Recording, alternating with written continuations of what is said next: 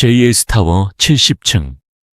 대한민국 서울의 심장을 내려다보는 이사회 의장실은 절대적인 권력의 무게로 침묵에 잠겨 있었다. 유리와 강철로 이루어진 이 성체의 주인. JS그룹의 회장 강지혁은 거대한 흑단 테이블 끝에 앉아 있었다. 그의 시선은 통유리창 너머의 스카이라인에 고정되어 있었지만 그의 존재감은 방 안의 모든 분자를 억누르는 듯했다. 그의 맞춤형 다크 네이비 슈트는 한치의 오차도 없었고 표정은 조각상처럼 냉담했다. 방 안에는 그룹의 최고 임원들이 일렬로 늘어서 있었지만 감히 숨소리조차 크게 내지 못했다. 그들은 모두 강지혁의 결정을 기다리고 있었다. 단 한 사람의 말에 수조 원이 움직이고 수천 명의 운명이 결정되는 자리였다. 지금 그들의 안건은 JS타워의 새로운 랜드마크가 될 스카이 가든 프로젝트의 최종 시공사 선정이었다. 이미 국내 최고의 조경회사 세 곳이 야심찬 프레젠테이션을 마친 상태였다. 강지혁이 천천히 고개를 돌려 테이블을 응시했다. 그의 칠흑 같은 눈동자가 차례로 임원들을 훑자 그들은 마치 심판을 기다리는 죄인처럼 어깨를 움츠렸다. 이게 전부인가? 그의 목소리는 낮고 차가웠지만 방 전체를 울릴 만큼의 위압감을 담고 있었다. 그 목소리에는 실망감이 역력했다. 그가 원한 것은 단순한 정원이 아니었다. 그는 이 도시의 정상에 자신만의 공허함을 채워줄 무언가를 원했다. 백민석 전무가 앞으로 나섰다. 그는 JS그룹 내에서 강지혁 다음가는 실세로 부드러운 미소 뒤에 날카로운 야심을 숨기고 있는 인물이었다. 회장님, 국내 최고 수준의 업체들입니다. 특히 태림 조경의 디자인은. 그는 말을 채 마치지 못했다. 강지혁이 손을 들어 그의 말을 가로막았기 때문이다. 강지혁의 눈에는 어떤 감정도 실려 있지 않았지만 백민석은 그 시선만으로도 등골이 오싹해지는 것을 느꼈다. 최고 수준이라. 하지만 내 눈에는 그저 비싼 나무들을 모아놓은 것에 불과해. 강지혁은 자리에서 일어났다. 그의 거대한 그림자가 테이블 위로 드리워졌다. 그는 창가로 걸어가 도시를 내려다보았다. 5년 전, 바로 이 도시의 가장 어두운 뒷골목에서 그는 죽음의 문턱까지 갔었다. 그날 이후로 그는 모든 것을 가졌지만 단 하나, 그날 밤의 기억을 떨쳐낼 수 없었다. 그는 자신을 구해준 이름 모를 여자를 찾기 위해 지난 5년간 막대한 자원과 인력을 동원했다. 하지만 그녀는 마치 연기처럼 사라졌다. 그에게 남은 것은 빗속에서 희미하게 빛나던 그녀의 겁에 질렸지만 단호했던 눈동자와 자신을 안심시키려 했던 가늘게 떨리는 목소리뿐이었다. 그 기억은 그의 성공과 권력 뒤에 숨겨진 유일한 약점이자 집착이었다. 바로 그때 육중한 이사회 의장실 문이 조심스럽게 열렸다. 모두의 시선이 그곳으로 향했다. 긴장감으로 가득 찬 이 공간에 감히 방해자가 나타났다는 사실에 임원들의 얼굴이 굳어졌다. 문을 연 것은 강지혁의 비서실장이었고 그의 뒤에는 한 여자가 서 있었다. 그녀는 값비싼 정장을 입은 이들 사이에서 유난히 눈에 띄었다. 심플한 베이지색 면바지에 흰 셔츠, 그리고 낡은 스니커즈 차림이었다. 죄송합니다. 회장님, 마지막 지원자입니다만 교통 문제로 조금 늦었습니다. 비서실장의 목소리에는 긴장감이 배어 있었다. 여자는 숨을 몰아쉬며 고개를 숙이고 있었다. 그녀의 어깨는 긴장으로 미세하게 떨리고 있었다.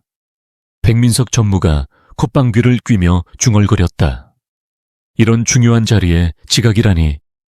기본도 안 된 자로군. 당장 내보내게. 그는 강지혁의 심기를 건드렸다는 사실에 내심 기뻐했다. 강지혁은 여전히 창밖을 내다보며 돌아보지 않았다. 그의 침묵은 그 어떤 질책보다 더 무거웠다. 그는 이런 무례함을 용납하는 사람이 아니었다. 이름이 뭐지? 그가 낮은 목소리로 물었다. 여전히 창밖을 향한 채였다. 여자가 숨을 깊게 들이마셨다. 그리고 그녀가 입을 열었다. 윤서아입니다. 늦어서 정말 죄송합니다. 그 목소리, 그 가늘게 떨리면서도 맑은 음색. 강지혁의 몸이 그대로 얼어붙었다. 5년 동안 그의 꿈속을, 그의 모든 깨어있는 순간을 지배했던 바로 그 목소리였다. 그는 천천히, 아주 천천히 몸을 돌렸다. 그의 심장이 마치 거대한 망치로 맞은 것처럼 격렬하게 울리기 시작했다. 그의 피가 머리끝까지 솟구치는 것 같았다. 윤서아가 고개를 들었다. 그녀의 시선이 방 안의 압도적인 분위기에 눌려 불안하게 흔들리다가 마침내 방 끝에 서 있는 절대 권력자 강지혁에게 가 닿았다. 그들의 눈이 마주쳤다. 시간은 그 순간을 위해 5년을 달려온 것처럼 정지했다. 강지혁의 눈이 커졌다. 저 눈, 비에 젖어 있었지만 그 어떤 불빛보다 강렬하게 타오르던 그 눈동자, 공포에 질려 있었지만 그를 살리기 위해 단호하게 움직였던 그 용기, 그는 그녀를 단번에 알아보았다. 5년의 세월이 흘렀고 그녀는 조금 더 성숙해졌지만 그의 기억 속에 각인된 그 본질은 변하지 않았다. 그가 지난 5년간 수천 장의 사진 속에서 수만 명의 사람들 속에서 미친 듯이 찾아 헤맨 바로 그 여자였다. 그날 밤 지옥의 문턱에서 자신에게 손을 내밀어준 유일한 사람이었다. 방 안의 임원들은 강지혁의 반응에 숨을 죽였다. 그들의 냉혹하고 무자비한 회장이 지금 처음 보는 여자 앞에서 경악과도 같은 표정을 짓고 있었다. 그는 미동도 없이 그녀를 응시했다. 그의 눈빛은 더 이상 차갑지 않았다. 그것은 마치 사막에서 오아시스를 발견한 사람처럼 절박하고 뜨거운 무언가로 타오르고 있었다. 백민석은 이 기묘한 분위기를 감지하고 불쾌한 표정을 지었다. 윤서아 씨라고 했나? 강지혁이 마침내 입을 열었다. 그의 목소리는 심하게 잠겨 있었고 평소의 냉정함을 가장하려 애썼지만 미세한 떨림을 숨기지 못했다. 프레젠테이션을 준비해왔다면 시작하도록. 이것은 명령이었지만 동시에 간절한 확인처럼 들렸다. 그는 그녀의 목소리를 더 듣고 싶었다. 그녀가 실제한다는 것을 확인하고 싶었다. 윤서아는 그의 강렬한 시선에 당황했지만 애써 침착함을 유지하려 했다.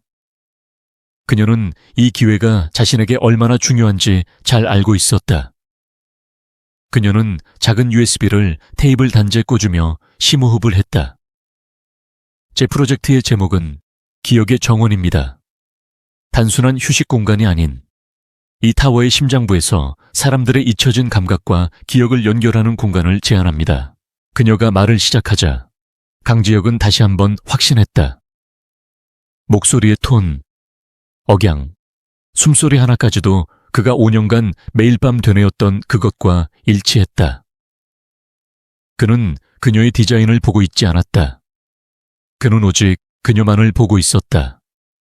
그의 머릿속에서는 5년 전 그날 밤의 기억이 폭풍처럼 휘몰아쳤다. 빗줄기, 타이어 마찰음, 고통, 그리고 그녀의 작은 손이 자신의 팔을 붙잡던 그 감촉. 다른 임원들은 그녀의 디자인이 기존 업체들과는 완전히 다르다는 것에 놀라고 있었다. 그녀의 디자인은 화려한 나무나 값비싼 석재에 의존하지 않았다. 대신 빛과 물, 그리고 바람의 흐름을 이용해 공간을 구성했다. 그것은 대담하고 철학적이며 놀라울 정도로 감성적이었다. 백민석조차도 그녀의 독창성에 미간을 좁혔지만 곧 무시하듯 고개를 돌렸다. 프레젠테이션이 끝났다. 윤서아는 긴장된 표정으로 강지혁의 반응을 기다렸다. 방 안에는 다시 침묵이 흘렀다. 모든 임원들이 강지혁의 입만 바라보고 있었다. 그는 여전히 그녀에게서 시선을 떼지 않고 있었다. 그의 눈빛은 복잡한 감정들로 소용돌이치고 있었다. 집착, 안도, 그리고 이제 막 시작된 무서운 소유욕. 강지혁이 천천히 테이블로 걸어와 자신의 자리에 앉았다. 그는 서류를 뒤적이는 척했지만 손가락이 미세하게 떨리고 있었다. 백전무, 그가 불렀다. 예, 회장님. 백민석이 즉각 대답했다. 강지혁은 고개를 들지 않은 채 말했다. 다른 업체들에게는 모두 불합격 통보를 하게. 그리고 윤서아 씨. 그가 마침내 고개를 들어 그녀를 바라보았다. JS그룹의 스카이 가든 프로젝트는 윤서아 씨에게 맡기겠네. 그 선언은 폭탄과도 같았다. 방 안에 모든 사람들이 충격에 휩싸였다. 검증되지 않은. 지각까지 한 무명의 디자이너에게 수천억 원짜리 프로젝트를 맡긴다는 말인가. 백민석이 경악하며 반박하려 했다. 회장님, 재고해 주십시오. 이 업체는 실적도 불분명하고 내 결정에 이해 있나. 강지혁의 목소리는 얼음장처럼 차가워졌다. 그의 눈빛은 백민석을 꿰뚫을 듯 날카로웠다. 그 눈빛은 감히 누구도 거역할 수 없는 절대자의 것이었다. 백민석은 입술을 깨물며 물러섰다. 강지혁은 다시 윤서아를 바라보았다. 그의 시선은 이제 한결 부드러워져 있었다. 그토록 찾아 헤맨 그녀를 그는 다시는 놓칠 생각이 없었다. 윤서아 씨, 오늘부로 당신은 JJCAS의 가장 중요한 프로젝트를 담당하게 될 거야. 필요한 모든 지원을 아끼지 않겠네. 그의 말은 단순한 고용주의 약속이 아니었다. 그것은 선언이었다. 5년 전, 그녀가 자신을 지켰듯이 이제부터는 자신이 그녀를 지키겠다는 맹세였다. 그는 그녀를 공주처럼 아끼고 그 누구도 그녀를 해치지 못하게 할 터였다. 설령 그것이 그녀 자신이라 할지라도 윤서아는 이 갑작스러운 행운에 어안이 벙벙했지만 동시에 자신을 꿰뚫어보는 듯한 강지혁의 강렬한 시선에 알 수 없는 불안감을 느꼈다. 그녀는 아직 몰랐다. 5년 전 자신이 구해낸 남자가 대한민국에서 가장 강력한 권력을 쥔 회장이 되었다는 것을, 그리고 그가 자신을 찾아 헤매는 동안 그 밤을 만들었던 위험한 그림자, 또한 그녀의 등장을 주목하고 있다는 것을. 강지혁은 자신의 집착이 마침내 결실을 맺었음을 직감했다. 5년의 기다림은 끝났다. 이제 모든 것은 제자리로 돌아가야 했다.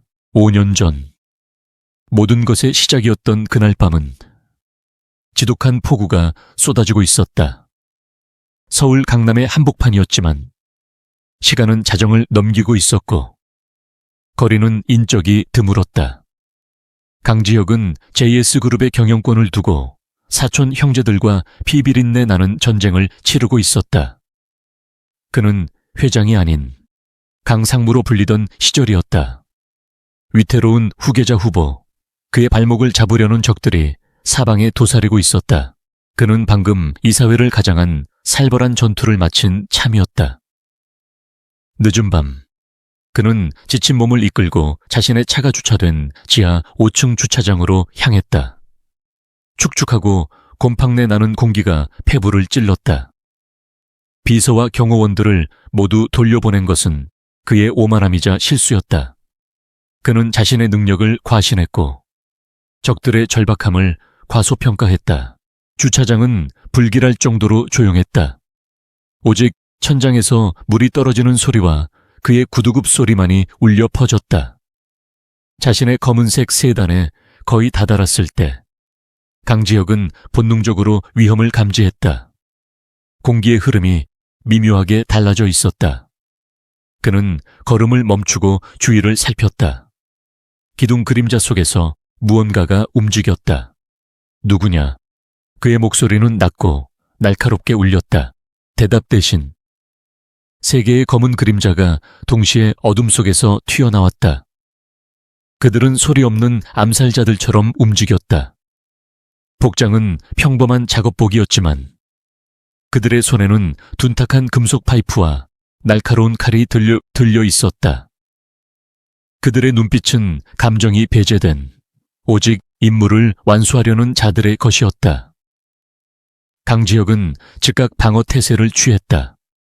그는 혹독한 훈련을 받은 사람이었지만 상대는 작정하고 덤비는 전문 킬러들이었다.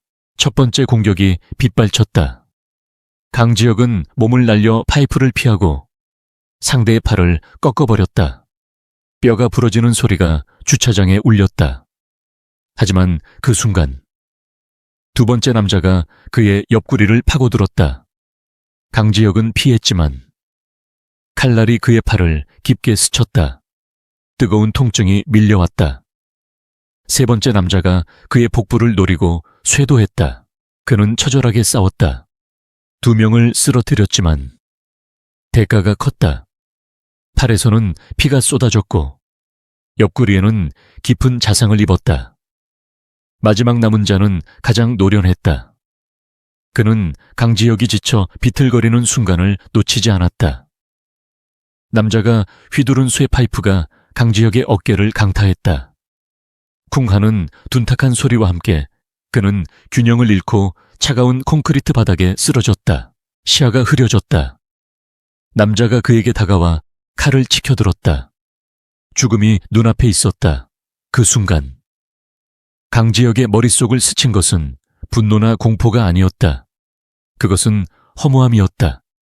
이렇게 모든 것을 빼앗기고 이 어둡고 축축한 곳에서 개죽음을 당한다는 것에 대한 참을 수 없는 모멸감이었다. 그는 이를 악물고 마지막 힘을 짜내려 했지만 몸은 이미 한계를 넘어선 상태였다. 바로 그때였다. 주차장 구석, 쓰레기 분리수거장 쪽에서 날카로운 비명 같은 소리가 들렸다. 안 돼. 그 목소리는 모든 폭력적인 소음을 찢고 강지혁의 귓가에 박혔다. 칼을 든 남자가 움찔하며 그쪽을 돌아보았다. 기둥 뒤에서 한 여자가 겁에 질린 사슴 같은 눈으로 이쪽을 보고 있었다. 그녀는 근처 편의점에서 아르바이트를 마치고 쓰레기를 버리러 나온 참이었다. 그녀는 윤서아였다. 5년 전 21살의 가난한 조경학과 학생. 그녀는 끔찍한 광경에 온몸이 얼어붙었다. 도망쳐야 했다.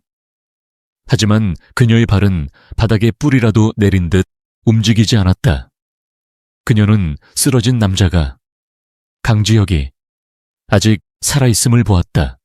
그리고 그가 곧 죽으리라는 것도. 그녀의 심장이 미친 듯이 뛰었다. 칼을 든 남자가 윤서아를 발견하고 짜증스럽게 혀를 찼다. 목격자가 생겼다. 그는 강지혁을 잠시 내버려 두고 윤서아를 향해 천천히 걸음을 옮겼다. 그녀를 먼저 처리할 생각이었다. 윤서아는 공포로 숨이 막혔다. 그녀는 뒷걸음질 쳤다. 오지마, 오지마. 그녀의 등 뒤로 차가운 벽이 느껴졌다. 막다른 길이었다.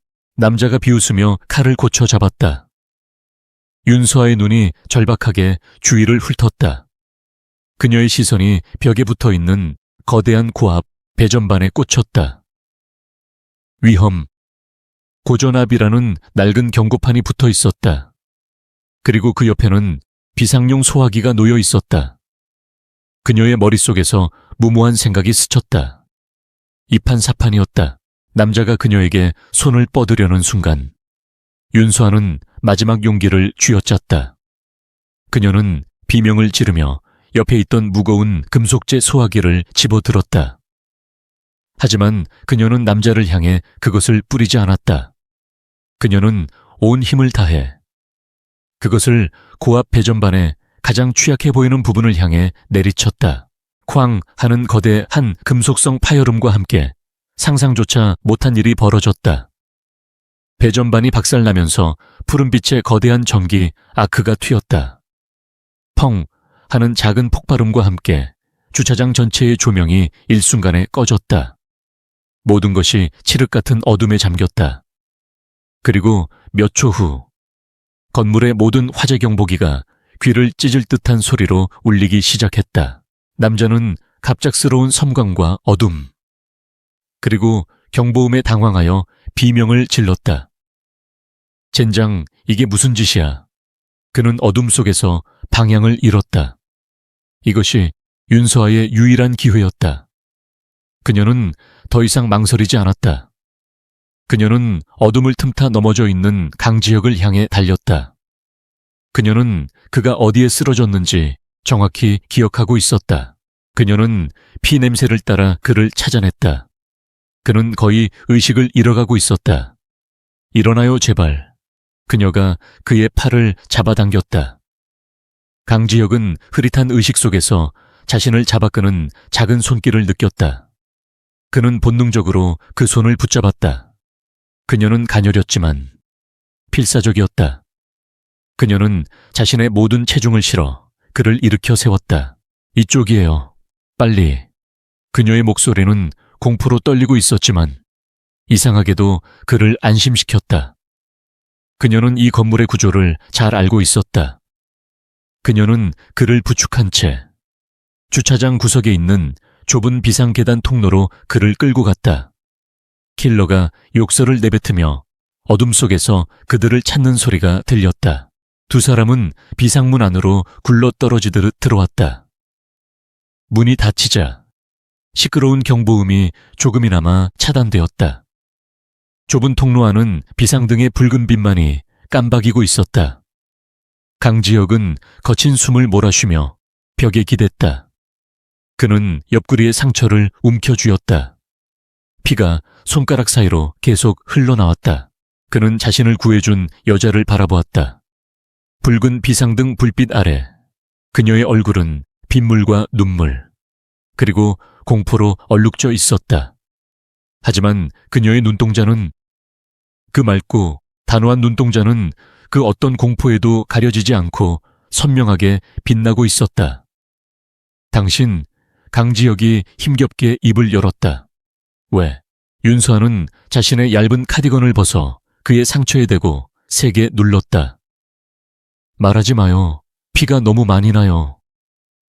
그녀의 목소리는 떨렸지만 단호했다. 구급차가 올 거예요. 경보가 울렸으니까. 당신은 살아야 해요. 그녀는 자신이 무슨 짓을 했는지, 얼마나 위험한 일에 휘말렸는지 깨닫기 시작했다. 강지혁은 고통 속에서도 그녀의 얼굴을, 그 목소리를, 자신을 살리려 했던 그 절박한 용기를 자신의 뇌리에 새겨 넣었다.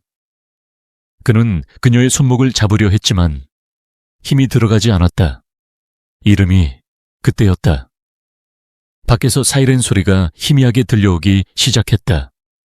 동시에 비상 계단 문을 누군가 거칠게 두드리는 소리가 들렸다. 킬러였다. 윤서아는 공포에 질려 숨을 들이켰다.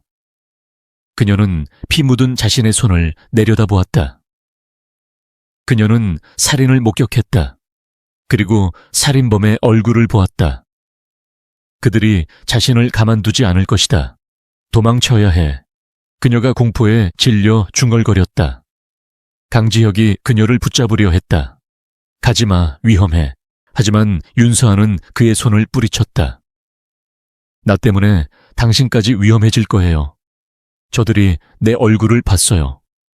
그녀는 울음을 터뜨릴 것 같았지만 필사적으로 참았다. 그녀는 강지혁을 마지막으로 한번 바라보았다. 제발 살아요. 그 말을 남기고 그녀는 반대편 비상문을 열고 칠흑 같은 밤 속으로, 쏟아지는 폭우 속으로 사라져 버렸다. 강지혁은 멀어지는 그녀의 뒷모습을 향해 손을 뻗었지만 그의 손은 허공만을 붙잡았다. 그는 의식을 잃었다. 그의 마지막 기억은 자신을 구하고 어둠 속으로 사라진 그녀의 겁에 질린 눈동자와 살아요 라고 말하던 그녀의 떨리는 목소리였다. 그날 밤 강지혁은 모든 것을 잃을 뻔했지만 동시에 평생을 바쳐 찾아야 할 단 하나의 이유를 얻었다. 강지혁의 선언은 이사회 의장실의 공기를 얼어붙게 만들었다. 임원들은 마치 시간이 멈춘 듯 미동도 하지 않았다. 수천억 원짜리 프로젝트를, 방금 지각까지 한 무명의 디자이너에게 맡기다니. 이것은 강지혁 회장이 평생 보여준 냉철한 경영 판단과는 완전히 위배되는 결정이었다. 윤서아 자신조차도 귀를 의심했다. 그녀는 거대한 충격에 휩싸여 그저 눈만 깜박일 뿐이었다. 백민석 전무가 가장 먼저 이 부조리한 침묵을 깼다. 그는 분노와 당혹감이 뒤섞인 표정으로 한 걸음 나섰다. 회장님, 지금 제정신이십니까? 이 여자는 경력도 불분명합니다. 이건 그룹 전체를 위험에 빠뜨리는 도박입니다. 그의 목소리는 평소의 냉정함을 잃고 격앙되어 있었다. 그는 이 모든 상황이, 특히 강지혁의 저 기묘한 시선이 마음에 들지 않았다. 강지혁은 천천히 고개를 돌려 백민석을 응시했다. 그의 눈빛은 다시 원래의 냉혹함으로 돌아와 있었다. 아니, 그보다 더 차가웠다. 백전무, 내 결정에 의문을 제기하는 건가? 그 목소리는 낮았지만 그 안에 담긴 살기는 방 안의 온도를 몇 도는 낮추는 듯했다. 아니면 내 자리가 탐나기라도 한 건가? 그 한마디에 백민석은 피가 차갑게 식는 것을 느꼈다. 그는 선을 넘었다. 강지혁의 권위에 도전하는 것은 JS그룹에서 자살 행위나 다름없었다. 그는 황급히 고개를 숙였다. 송구합니다. 회장님, 제 생각이 짧았습니다. 하지만 그의 눈빛에는 굴욕감과 함께 더욱 깊은 의심과 증오가 서리고 있었다. 그는 저 여자, 윤서아를 반드시 조사해야겠다고 다짐했다. 강지혁은 더 이상 백민석에게 시선을 주지 않았다. 그는 비서실장에게 고개를 끄덕였다. 회의는 여기까지. 모두 나가보도록. 임원들은 마치 사형집행을 면한 사람들처럼 서둘러 의장실을 빠져나갔다. 그들은 나가면서 윤서아를 힐끗거렸다. 저 여자가 도대체 누구이기에 얼음 요새 같던 강지혁 회장을 저렇게 뒤흔들어 놓았단 말인가. 순식간에 넓은 의장실에는 강지혁과 윤서아, 그리고 강지혁의 그림자처럼 서 있는 비서실장, 세 사람만이 남았다. 강지혁은 자리에서 일어나 윤서에게 천천히 다가갔다. 윤서아는 거대한 포식자가 다가오는 듯한 압박감에 저도 모르게 뒷걸음질 쳤다.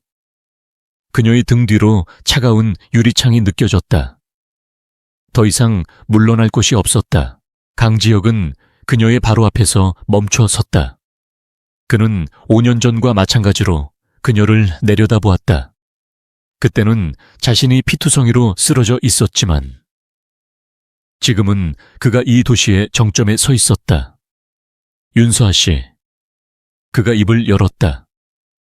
그의 목소리는 아까 임원들을 다룰 때와는 달리 억눌린 감정으로 미세하게 떨리고 있었다. 정말 당신이 맞았군. 윤서아는 혼란스러웠다. 무슨 말씀이신지, 회장님, 저를 아십니까? 그녀의 목소리가 불안하게 흔들렸다.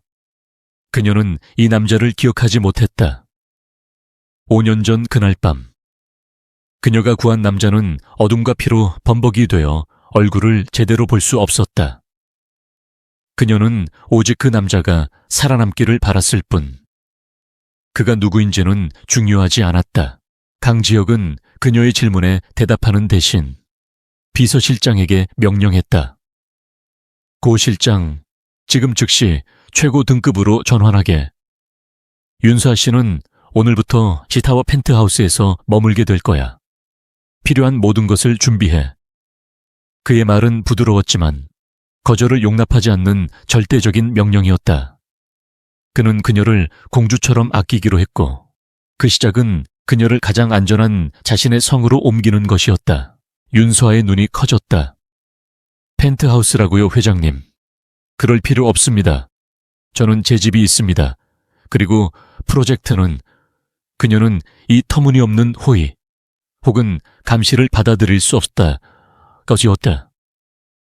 이 모든 것이 너무나 갑작스럽고 비정상적이었다. 그녀는 이 남자가 두려워지기 시작했다. 필요하네. 강지혁이 그녀의 말을 잘랐다. 그의 눈빛은 깊고 어두웠다. 당신은 이제 시의 가장 중요한 자산이야. 나는 내 자산을 그 어떤 위험에도 노출시킬 생각이 없네. 이것은 프로젝트의 성공을 위한 필수 조건일세. 거절은 받지 않겠어. 그는 자산이라고 말했지만 그의 눈은 내 여자라고 말하고 있었다. 그는 고 실장에게 눈짓했다.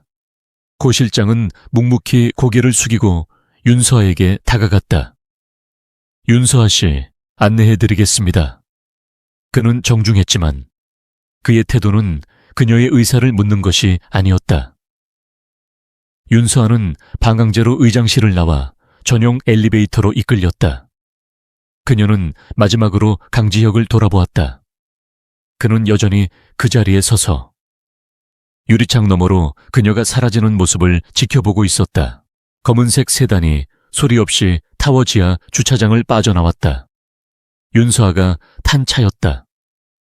하지만 그녀는 운전석이나 조수석이 아닌 뒷좌석에 앉아 있었다. 그녀의 양옆에는 방금 전 의장실에서 본 고 실장과 그와 똑같이 감정 없는 표정의 또 다른 남자가 앉아 있었다. 앞좌석에도 2명의 경호원이 타고 있었다. 이것은 안내가 아니라 호송이었다. 윤서아는 창밖을 내다보았다. 서울의 분주한 거리가 빠르게 스쳐 지나갔다. 그녀는 지난 5년간 이 도시의 그림자 속에서 조용히 눈에 띄지 않게 살아왔다.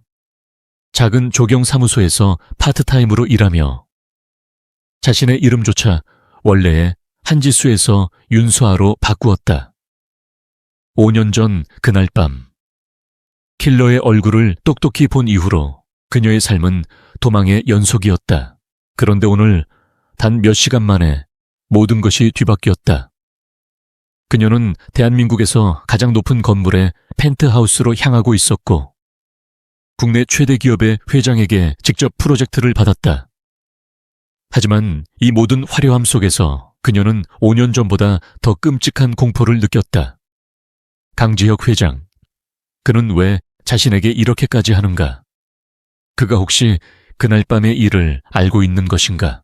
차가 멈춘 곳은 제이스타워의 최상층부로 연결된 별도의 VIP 입구였다. 그녀는 다시 전용 엘리베이터를 타고 최고층으로 올라갔다. 문이 열리자 믿을 수 없을 만큼 거대하고 럭셔리한 공간이 펼쳐졌다. 통유리창 너머로 서울의 야경이 발 아래에 보석처럼 깔려 있었다. 하지만 그 화려함은 윤서에게 어떤 감흥도 주지 못했다. 윤서아 씨의 거처입니다. 고 실장이 무미건조하게 말했다. 여기서 프로젝트를 준비하시면 됩니다. 필요한 것이 있다면 언제든 저에게 연락하십시오.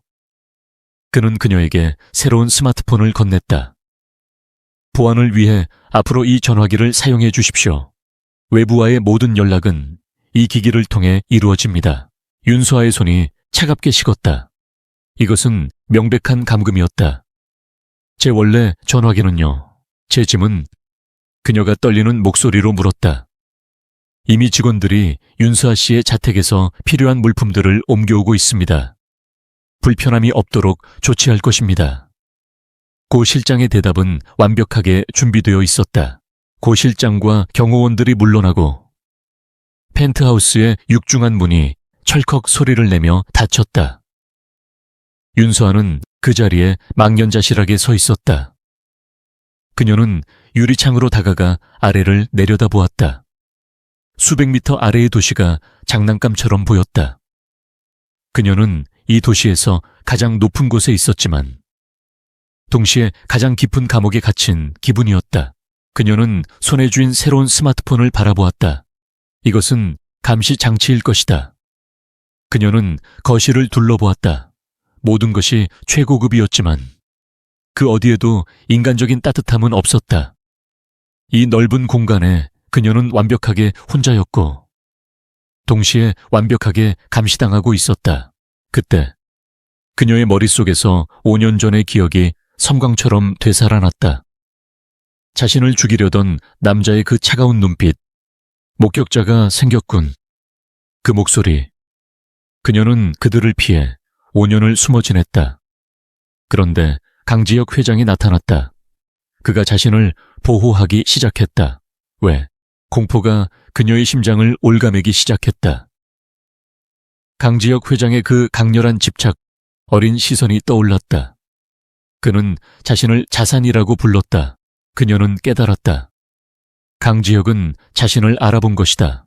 그날 밤 자신이 그를 구했다는 것을, 그리고 자신이 유일한 목격자라는 것을. 그의 보호는 호의가 아니었다. 그것은 자신을 미끼로 사용하거나 혹은 진실을 영원히 묻어버리기 위한 수단일 수도 있었다. 아니면 정말 그가 지난 5년간 자신을 찾아 헤맸던 것일까? 그녀는 어느 쪽이든 두렵기는 마찬가지였다. 그녀가 애써 묻어두었던 5년 전의 악몽이 강지혁이라는 거대한 권력에 의해 강제로 수면 위로 떠오르고 있었다. 그녀는 이 황금빛 세상에서 벗어나기 위해 발버둥 쳐야 했다. 시간이 얼마나 흘렀는지 알 수 없었다. JS 타워 펜트하우스의 거대한 통유리창 너머로 서울의 스카이라인이 노을에 붉게 물들었다가 이내 짙은 군청색 어둠 속으로 가라앉았다. 수백만 개의 불빛이 별처럼 반짝였지만 윤서아의 눈에는 그저 차가운 장식품처럼 보일 뿐이었다.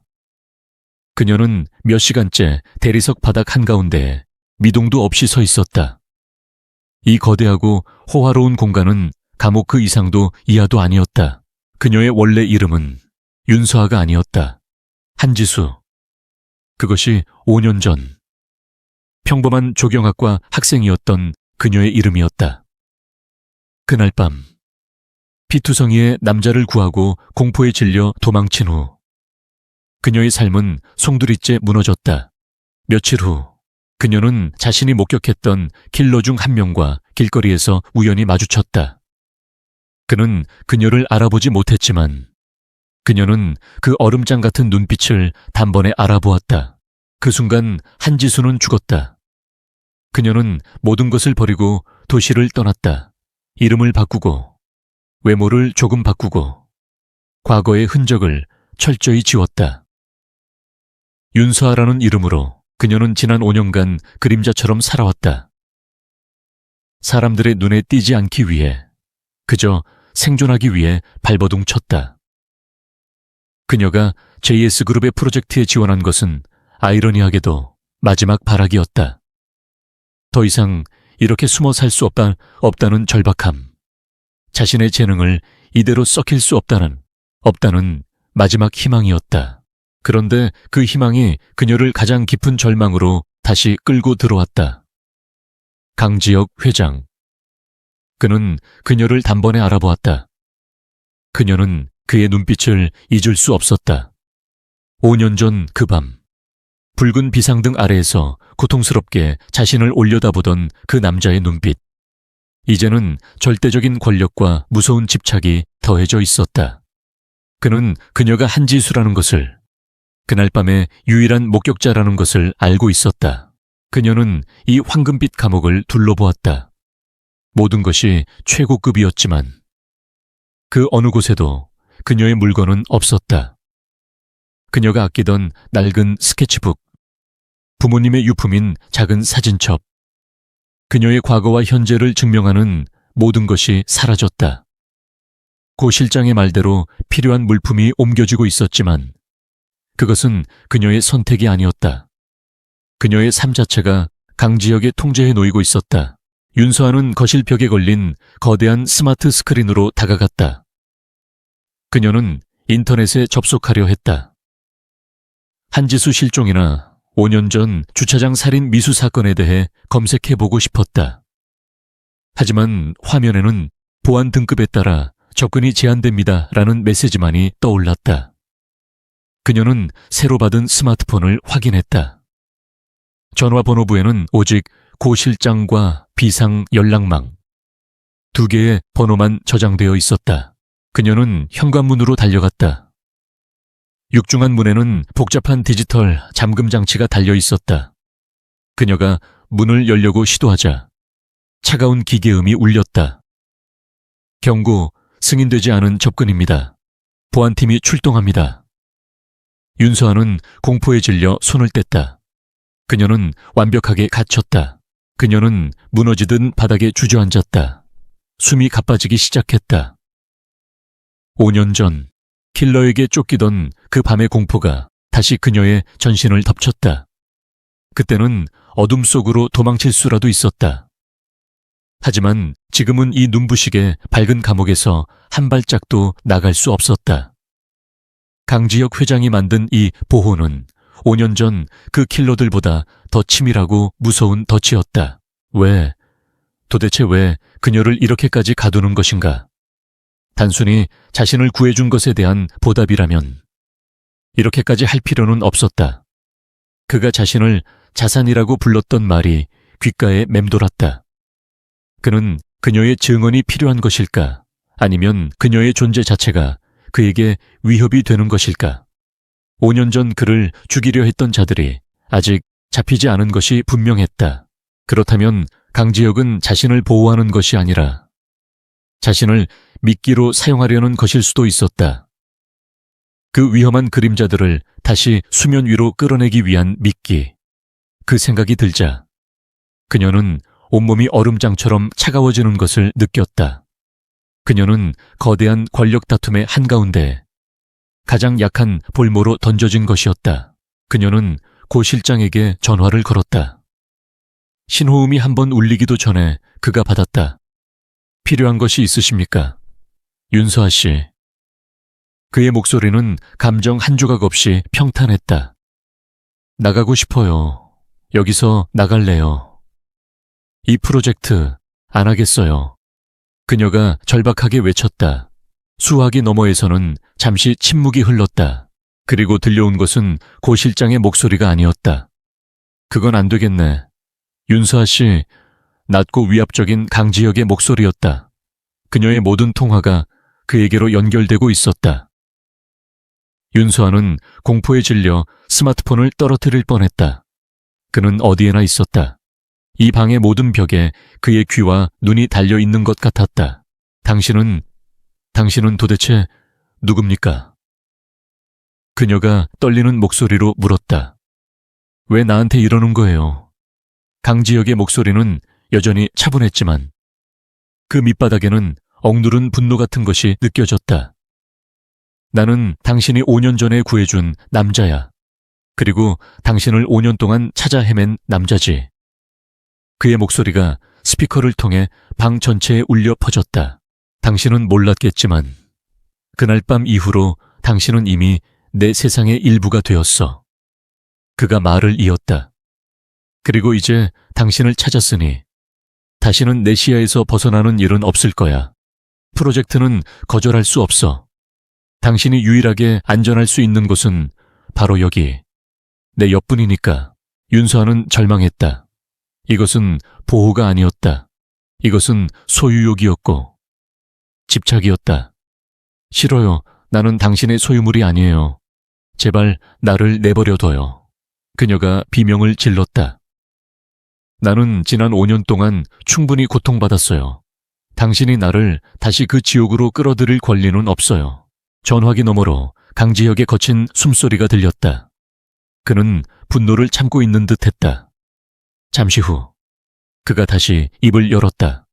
이번에는 그의 목소리에 날카로운 칼날 같은 것이 서려 있었다.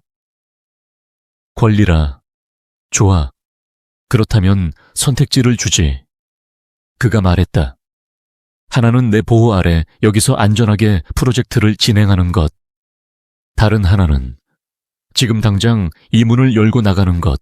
그의 말에 윤서아는 잠시 희망을 가졌다. 정말 보내줄 건가요? 그녀가 되물었다.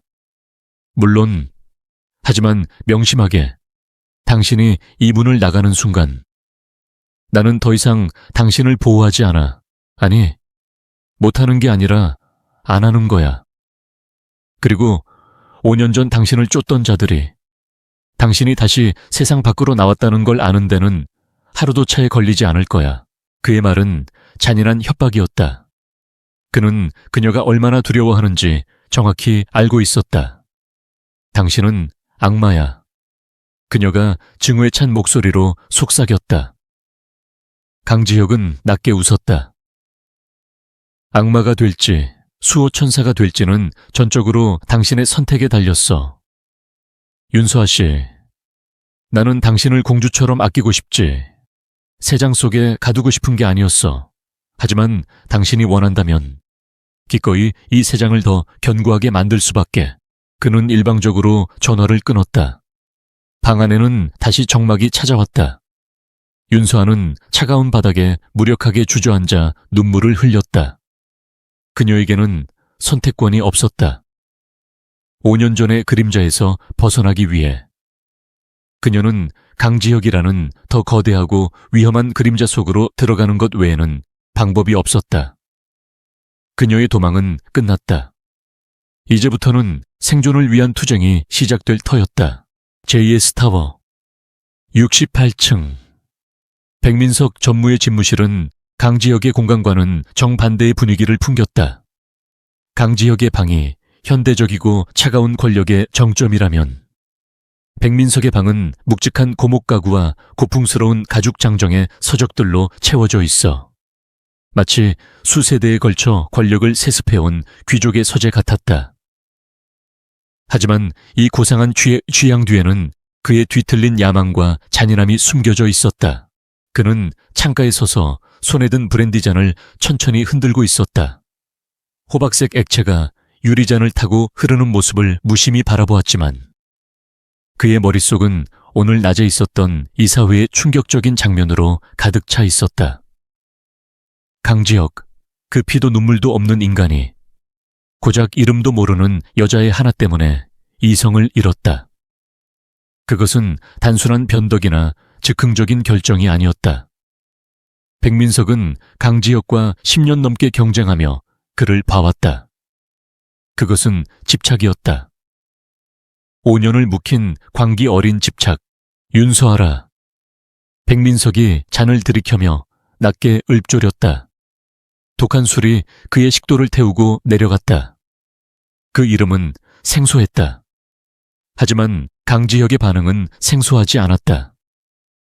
그것은 5년 전 자신이 모든 것을 걸고 그를 제거하려 했던 그날 밤의 일과 관련이 있을 터였다. 그는 완벽하게 실패했다. 강지혁은 살아남았고 그날의 배후를 찾기 위해 지난 5년간 미친 듯이 수사망을 좁혀왔다. 백민석이 이 자리까지 오를 수 있었던 것은 그가 강지혁의 그림자 속에서 자신의 세력을 신중하게 키워왔기 때문이다. 그는 강지혁의 공식적인 정보망과는 별개로 자신만의 눈과 귀를 가지고 있었다. 그는 인터컴을 눌러 자신의 충실한 하수인인 김 실장을 호출했다. 그는 강지혁의 고 실장만큼이나 유능했지만 훨씬 더 무자비한 인물이었다. 김 실장, 백민석이 돌아서지 않은 채 말했다. 오늘 회장 비서실에서 윤서아라는 디자이너를 최고 등급 보안으로 펜트하우스에 배치했다. 그 여자에 대해 알아봐.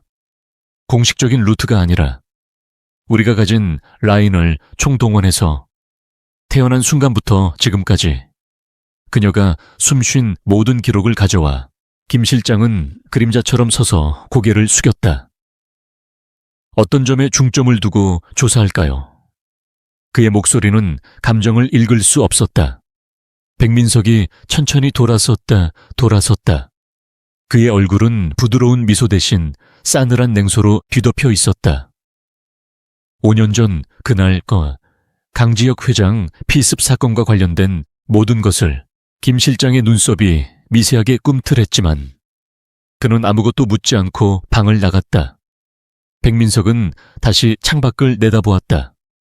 서울의 야경이 눈앞에 펼쳐져 있었지만 그의 시선은 자신보다 2층 위에 있는 펜트하우스를 향하는 듯했다. 그는 불안했다. 5년 전 그는 강지혁을 제거하는 데 실패했을 뿐만 아니라 현장의 유일한 목격자를 놓쳤다. 당시 그는 용병들에게 뒤처리를 맡겼지만 그들은 그 여자를 찾지 못했다.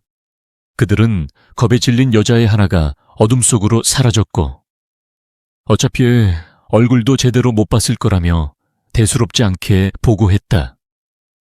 백민석은 그들의 무능함을 질책했지만 시간이 흐르면서 그 역시 그 목격자의 존재를 잊어가고 있었다. 어쩌면 이미 죽었거나 혹은 평생 공포에 떨며 숨어 지낼 거라 생각했다. 하지만 오늘 강지혁의 반응은 그 잊고 있던 악몽을 수면 위로 끌어올렸다. 만약 그 윤서아라는 여자가 5년 전 그 목격자라면, 그리고 강지혁이 그 사실을 알고 그녀를 찾은 것이라면, 그렇다면 이것은 단순한 프로젝트 수주가 아니었다. 이것은 선전포고였다. 강지혁이 5년 만에 자신을 겨눌 가장 날카로운 칼을 손에 넣은 것이었다. 시간이 흐르고 새벽이 가까워 올 무렵 집무실 문이 소리 없이 열리고 김 실장이 들어왔다. 그의 얼굴은 평소보다 훨씬 더 창백하게 굳어 있었다. 그는 백민석에게 태블릿 PC를 건넸다. 백민석은 불안한 예감에 휩싸여 화면을 내려다보았다. 화면에는 두 여자의 사진이 나란히 떠 있었다. 왼쪽은 오늘 그가 본 윤서아의 이력서 사진이었다. 단정하지만 평범한 모습. 오른쪽은 5년 전 경찰 실종자 데이터베이스에 등록된 한지수라는 이름의 20대 초반 여대생의 사진이었다. 앳되고 풋풋한 모습이었지만 두 사람의 눈매와 입술선은 놀라울 정도로 닮아 있었다. 무세운 뜻이지. 백민석이 잠긴 목소리로 물었다. 김 실장이 무겁게 입을 열었다. 두 사람 동일 인물일 가능성이 99% 이상입니다. 한지수는 5년 전 10월 12일 밤을 기점으로 모든 기록이 끊겼습니다. 가족도 친구도 없이 혼자였습니다. 그리고 6개월 후 윤서아라는 이름이 다른 도시에서 등록되었습니다. 완벽하게 신분을 세탁한 겁니다. 백민석의 심장이 바닥으로 떨어지는 것 같았다. 그는 5년 전 그날의 날짜를 정확히 기억하고 있었다. 10월 12일 자신이 강지혁을 죽이라고 명령한 바로 그날 밤이었다. 현장. 그가 간신히 목소리를 쥐어짰다. 그날 밤 현장과 이 여자의 연결고리는, 김 실장은 화면을 넘겼다. 다음 페이지에는 5년 전 사건 현장 근처에 CCTV 영상 분석 자료가 떠 있었다. 흐릿한 흑백 화면 속 비에 젖은 한 여자가 편의점에서 뛰쳐나와 어딘가로 달려가는 모습이 포착되었다. 그리고 잠시 후 주차장 방향에서 섬광이 터지고 경보음이 울렸다. 그 여자가 바로 한지수, 지금의 윤서아였다. 젠장. 백민석이 태블릿을 책상 위로 집어던졌다.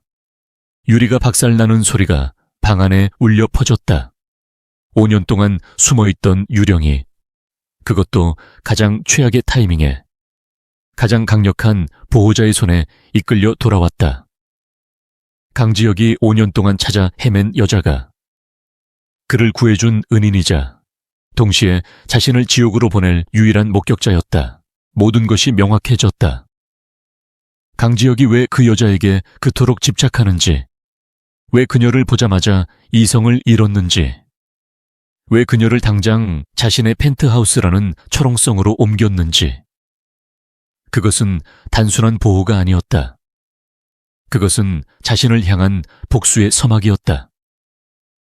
강지혁은 이제 자신을 올가맬 가장 확실한 증거, 살아있는 증인을 손에 넣은 것이다. 백민석은 공포에 휩싸였지만 이내 그 공포는 차가운 분노로 변했다. 그는 이대로 당할 수 없었다.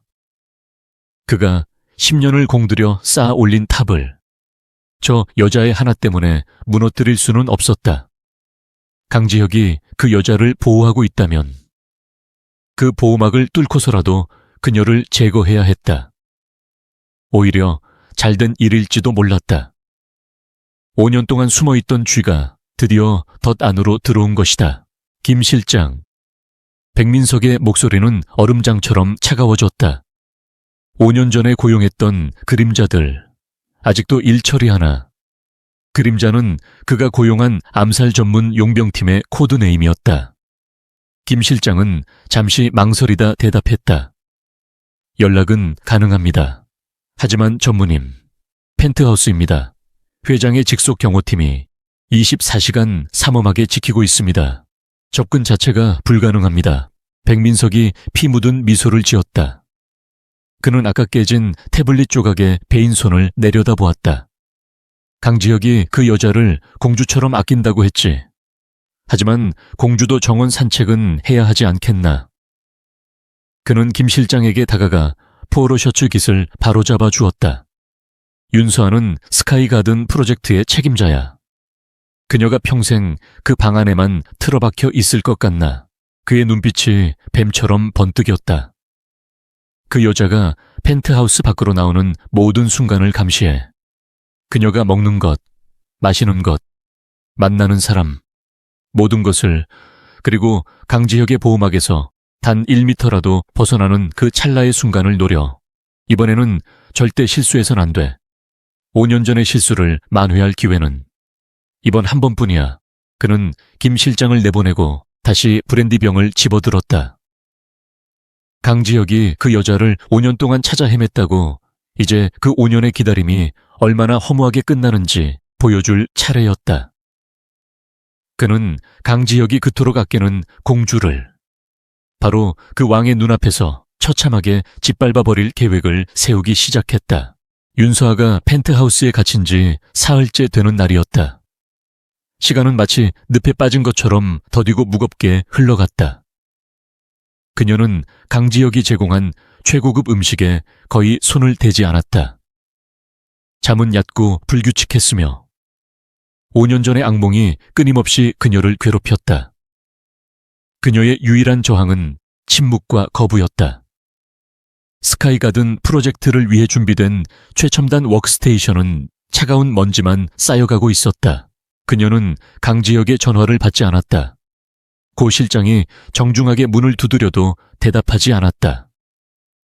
그녀는 이 황금빛 감옥 안에서 유령처럼 존재하며 자신의 의지를 꺾으려는 거대한 권력에 맞서 마지막 자존심을 지키고 있었다.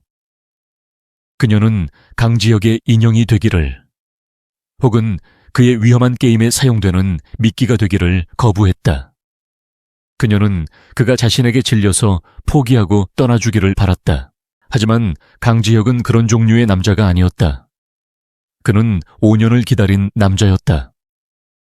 사흘의 침묵은 그에게 인내심의 한계를 시험하는 것이 아니라 다음 행동을 결정하게 하는 신호일 뿐이었다. 나흘째 되는 날 저녁, 펜트하우스의 육중한 문이 마침내 열리고 강지혁이 직접 모습을 드러냈다.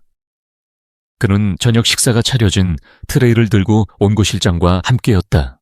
윤서아는 창가 구석에 몸을 웅크리고 앉아 침입자를 바라보는 야생동물처럼 경계심 가득한 눈으로 그를 노려보았다. 그녀의 얼굴은 창백했고 눈 밑에는 검은 그림자가 져 있었다. 강지혁의 심장이 차갑게 내려앉았다.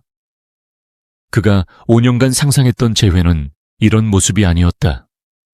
하지만 동시에 그의 분노가 치밀어 올랐다. 그녀가 자신을 거부하는 것뿐만 아니라 스스로를 파괴하고 있었기 때문이다. 이게 당신이 선택한 방식인가? 강지혁이 트레이를 테이블 위에 거칠게 내려놓으며 말했다. 금속 식기가 부딪히는 날카로운 소리가 방 안에 울렸다. 굶어 죽기라도 하겠다는 시위인가 5년 전. 내게 살아요라고 말했던 건 당신이야. 그런데 정작 당신은 죽으려고 하고 있어. 그의 목소리는 분노로 낮게 잠겨 있었다. 윤서아는 자리에서 일어섰다. 그녀의 몸은 가늘게 떨렸지만 그녀의 눈빛은 조금도 굴하지 않았다. 당신이 나를 이렇게 만들었어. 그녀가 목소리를 쥐어짰다. 이건 보호가 아니야. 감금이야. 당신은 5년 전 그 킬러들과 다를 게 없어. 당신도 내 삶을 빼앗고 있어. 그 말은 강지혁의 가장 아픈 곳을 찔렀다. 그는 그녀를 공주처럼 아끼려 했지만 그녀의 눈에 비친 자신은 괴물에 불과했다. 그는 주먹을 불끈 쥐었다. 이성을 잃고 그녀에게 소리치고 싶은 충동을 간신히 억눌렀다. 그는 고 실장에게 턱짓으로 나가보라고 명령했다. 고 실장이 조용히 물러나고 문이 닫히자 방 안에는 두 사람의 팽팽한 긴장감만이 남았다. 강지혁은 그녀에게 천천히 다가갔다. 윤서아가 뒷걸음질 치려하자 그가 소리쳤다. 거기서. 그의 목소리는 절대적인 명령이었고 윤서아는 저도 모르게 그 자리에 얼어붙었다. 그는 그녀의 눈앞에 섰다. 그녀의 공포에 질린 눈동자가 자신을 정면으로 마주보게 했다. 그래, 당신 말이 맞아. 이건 감금이야. 하지만 왜 그래야만 하는지. 당신은 정말 모르는 건가? 알고 싶지 않아. 그냥 나를 내버려둬. 5년 전처럼. 그냥 사라지게 해줘. 그녀가 절규했다. 강지혁은 더 이상 참을 수 없었다. 그는 그녀의 양어깨를 붙잡았다. 그의 소나기 힘은 그녀가 도망칠 수 없을 정도로 강했다. 사라지다니, 당신이 5년 동안 어떻게 살았는지 알아. 한지수라는 이름을 버리고 윤서아로 살아왔지. 안 그런가? 윤서아의 온몸이 그대로 얼어붙었다. 피가 빠져나가는 느낌이었다. 그가 그녀의 원래 이름을 알고 있었다. 그녀가 필사적으로 숨겨온 마지막 비밀. 그녀의 유일한 방어막이 산산조각 났다. 당신, 어떻게... 그녀의 목소리가 공포로 잠겼다. 강지혁의 눈빛은 고통과 분노, 그리고 지독한 집착으로 이글거렸다. 내가 5년 동안 당신을 찾아 헤맸다고 했지. 그게 단순히 감사 인사나 하려고 그런 것 같나. 그는 거의 으르렁거렸다. 나는 매일 밤 꿈을 꿨어. 붉은 비상등 아래서 떨고 있던 당신의 눈동자, 살아요라고 외치던 당신의 목소리. 그게 내 지옥을 버티게 해준 유일한 빛이었어. 금은은 그녀를 놓아주고 한 걸음 물러섰다. 그는 자신의 집착을, 그 광적인 지난 5년을 인정해야 했다. 그것이 이 벽을 허물 유일한 방법이었다. 그래, 나는 당신에게 집착하고 있어. 당신이 나를 구해줘서가 아니야. 당신의 그 용기 때문에. 내가 모든 걸 잃고 죽어가던 그 순간에 당신은 도망치는 대신 나를 향해 달려왔어. 그 누구도, 내 가족조차도 하지 않았을 일을 당신이 해냈다고. 그의 목소리는 격정으로 떨리고 있었다. 나는 당신을 찾아서 당신이 5년 전에 내게 주었던 그 삶의 빚을 갚고 싶었어. 당신을 세상에서 가장 빛나는 곳에 세우고 그 누구도 당신을 함부로 대하지 못하게 하고 싶었어. 그는 숨을 골랐다. 그리고 가장 잔인한 진실을 꺼내놓았다. 하지만 상황이 바뀌었어. 윤서아 씨, 당신을 쫓던 자들, 5년 전 나를 죽이려 했던 자들, 그들이 아직 내 회사 안에 있어. 바로 내 옆에.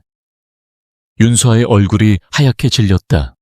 그게 무슨 백민석 전무, 오늘 이사회에서 당신을 내보내라고 했던 그 인간. 그놈이 5년 전 그 일의 주범이야. 강지혁의 목소리는 얼음처럼 차가워졌다. 그리고 그는 이미 당신의 정체를 알아냈어. 당신이 한지수라는 것을, 그날 밤에 유일한 목격자라는 것을. 윤서아의 다리가 풀려 그대로 주저앉을 뻔했다. 강지혁이 재빨리 그녀의 팔을 붙잡아 부축했다. 그녀는 이제야 모든 것을 깨달았다. 이 펜트하우스가 감옥이 아니었다. 이 타워 전체가. 서울 전체가 거대한 사냥터였고 자신은 사냥감이었다. 그리고 강지혁은 그래서 나를 미끼로 쓰려는 거군요. 그녀가 절망적인 목소리로 속삭였다. 강지혁은 그 말에 상처받은 듯 단 표정을 지었다.